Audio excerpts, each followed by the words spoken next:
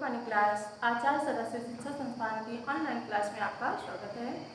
DElEd second semester के अंतर्गत प्रारंभिक शिक्षा के नवीन प्रयास को हम पढ़ा रहे हैं, जो कि हमारा आज सेकंड चैप्टर है। तो चलिए हम जानते हैं हमारा सेकंड चैप्टर आज क्या है। निःशुल्क एवं अनिवार्य बाल शिक्षा अधिकार अधिनियम 2009। तो हम सबसे पहले ये जानते हैं कि निःशुल्क एवं अनिवार्य बाल शिक्षा का अधिकार अधिनियम 2009 का क्या उद्देश्य था। देखिए, शिक्षा और समाज दोनों हमारे समाज के लिए बहुत ही महत्वपूर्ण है, जिनमें शिक्षा सबसे महत्वपूर्ण माना गया है। देखिए, शिक्षा के 3 स्तर हैं, प्रारंभिक, माध्यमिक और उच्च स्तर। तो इन तीनों स्तरों में सबसे महत्वपूर्ण प्रारंभिक शिक्षा मानी गई है। सबका आधारशिला अहम भूमिका निभाती है हमारी प्रारंभिक शिक्षा। तो प्रारंभिक शिक्षा जो हमारा अनुच्छेद 45 था। अनुच्छेद 45 में ये कहा गया था कि 6 वर्ष से लेकर 14 वर्ष तक के सभी बच्चों को निःशुल्क एवं अनिवार्य शिक्षा दी जाएगी। और अनुच्छेद 21 में कहा गया था कि 6 वर्ष से लेकर 14 वर्ष से सभी जाति समुदाय एवं सभी वर्गों के लोगों को एक मतलब मुफ्त में शिक्षा दी जाएगी। तो अनुच्छेद 21 जो था उसको 21 का को जोड़ दिया गया, उसमें संशोधित कर दिया गया है, जो बच्चों के मौलिक अधिकार के रूप में परिवर्तित कर दिया गया। तो हमारा है आज निःशुल्क एवं अनिवार्य बाल शिक्षा का अधिकार अधिनियम 2009, जो हमारे भारत के राजपत्र पे 27 अगस्त 2009 को भारत के राजपत्र पर प्रकाशित कर दिया गया था। इसमें 7 अध्याय और 38 खंड हैं। इसमें हमारे निःशुल्क एवं बाल शिक्षा अधिकार अधिनियम 2009 में कितने अध्याय हैं? 7 अध्याय और 38 खंड है, जो बहुत ही मोस्ट इम्पॉर्टेंट है, क्योंकि आपके बहुविकल्पी प्रश्न में पूछ सकते हैं कि कितने अध्याय और कितने खंड है, तो आप लोग बता सकते हैं 7 अध्याय और 38 खंड है। तो चलिए हम जानते हैं, पहले अध्याय हमारा जो है 4 प्रकार के स्कूल बताए गए हैं। पहले अध्याय में क्या बताए गए हैं? 4 प्रकार के स्कूल के बारे में बताए गए हैं। तो हम जानते हैं सरकार द्वारा स्थापित और निर्मित स्कूल। पहला हमारा क्या है? सरकार द्वारा स्थापित और निर्मित स्कूल। ये वो स्कूल हैं जो सरकार द्वारा बनाए जाते हैं, जो सरकार के पैसे से बनाए जाते हैं, सरकार द्वारा स्थापित होते हैं। इन्हें हम पहले स्कूल के नाम कहेंगे। दूसरा हमारा है अनुदान प्राप्त निजी स्कूल। अनुदान प्राप्त निजी स्कूल हम किसे कहेंगे? जो स्कूल इंटर कॉलेज हुए प्राइवेट रहते हैं, लेकिन उन्हें सरकार से अनुदान प्राप्त होता है, सरकार से उन्हें पैसा मिलता है। तीसरा हमारा है विशेष श्रेणी के स्कूल, जैसे नवोदय विद्यालय, केंद्रीय विद्यालय आदि। इसमें हमारे आते हैं विशेष श्रेणी के स्कूल, जैसे नवोदय विद्यालय और केंद्रीय विद्यालय आदि।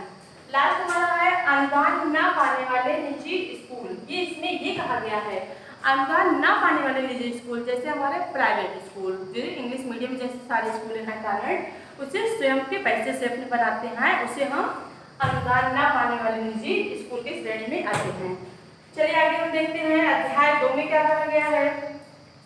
निःशुल्क और अनिवार्य शिक्षा का अधिकार। तो हम ये अर्थ जानते हैं निःशुल्क और अनिवार्य शिक्षा के अधिकार में क्या क्या कहा गया है।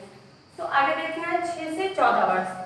इसमें 6 से 14 वर्ष तक के सभी बच्चों को अपने पड़ोस में प्रारंभिक शिक्षा प्राप्त कर सकते हैं। जो हमारा प्राइमरी स्कूल होता है वो 1 किलोमीटर की दूरी पे होता है, और जो मिडिल होता है वो 3 किलोमीटर की दूरी पे होता है। प्राइमरी स्कूल 1 किलोमीटर दूरी पे इसलिए होता है कि छोटे बच्चे रहते हैं, इनको आने जाने में कोई प्रॉब्लम ना हो, कोई असुविधा ना हो, इसलिए प्राइमरी स्कूल 1 किलोमीटर दूरी पे बनाए जाते हैं।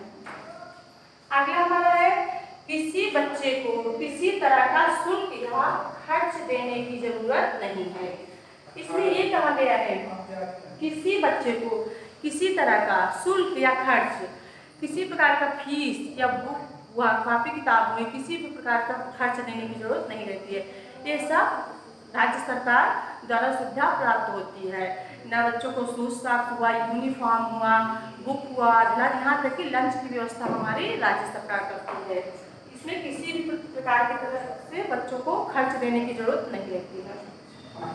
अगला हमारा है बच्चों को एक स्कूल से दूसरे स्कूल में स्थानांतरण का अधिकार। इसमें ये कहा गया है कि एक स्कूल से दूसरे स्कूल में बच्चे प्रवेश ले सकते हैं। किसी भी प्रकार से बच्चों को जबरदस्ती एक स्कूल में रोका नहीं जा सकता है, या इसमें ये नहीं कहा, प्रबंधक ये नहीं कह सकता नहीं हम आपको टीसी नहीं दे सकते हैं, क्योंकि ये बच्चों का मौलिक अधिकार है। बच्चों का अधिकार दिया गया था कि बच्चे, अगर मान लीजिए माता पिता एक स्कूल कहीं दूसरे शहर में ट्रांसफर हो रहा है, किसी कारणवश बच्चों की पढ़ाई में कल स्कूल दूर पढ़ रहे हैं, तो बच्चों का प्रवेश दूसरे स्कूल में करा सकते हैं। और मान लीजिए प्रधानाध्यापक टीसी नहीं देते हैं तो उन्हें कड़ी से कड़ी कार्रवाई की जाती है, वो टीसी देंगे। ये बच्चों का स्वतंत्र है, बच्चे कहीं भी किसी भी स्कूल में प्रवेश ले सकते हैं, उसको उन्हें रोक नहीं सकते हैं। और अगर मान लीजिए विद्यालय में बच्चा प्रवेश लेने जा रहा था, अगर इसको टीसी नहीं मिली है तो प्रधानाध्यापक एडमिशन कर लेंगे और उसके बाद में बच्चे लाकर टीसी जमा कर सकते हैं।